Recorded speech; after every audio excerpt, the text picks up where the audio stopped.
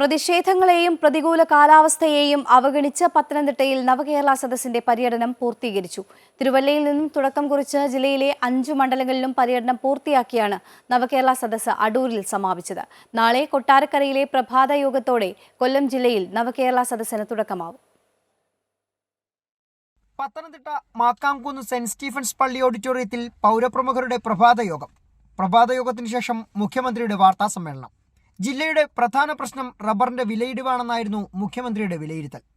ഗവർണർക്കെതിരെയല്ലാതെ ശബരിമലയടക്കം മറ്റു വിഷയങ്ങളൊന്നും ഉരിയാടാതെ മാധ്യമങ്ങളുടെ തുടർ ചോദ്യങ്ങളെയും അവഗണിച്ച മുഖ്യമന്ത്രി ജില്ലാ സ്റ്റേഡിയത്തിലെ ആദ്യ സദസ്സിലേക്ക്.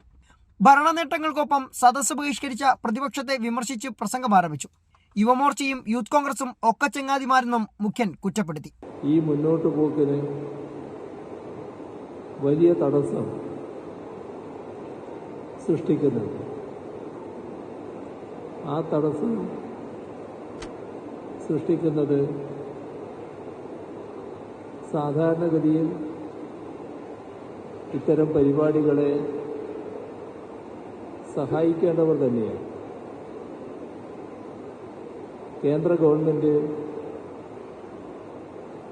ഏതൊരു പ്രദേശത്തെയും ഏതൊരു സംസ്ഥാനത്തെയും വികസന കാര്യങ്ങളെ സഹായിക്കാൻ ബാധ്യതയുള്ള ഗവൺമെന്റാണ്.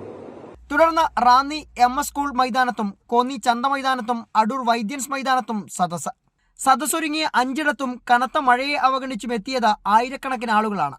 പ്രതിഷേധത്തിന്റെ പശ്ചാത്തലത്തിൽ യൂത്ത് കോൺഗ്രസ് സംസ്ഥാന സെക്രട്ടറി നഹാസ് അടക്കം 10ഓളം പേരെ പോലീസ് അറസ്റ്റ് ചെയ്ത് നീക്കി.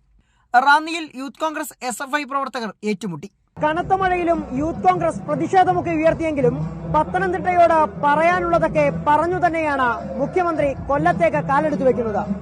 അടൂരിൽ നിന്നും പ്രദീപ് വാളത്തുങ്കലിനൊപ്പം സുജിത് സുരേന്ദ്രൻ, അമൃത ന്യൂസ്.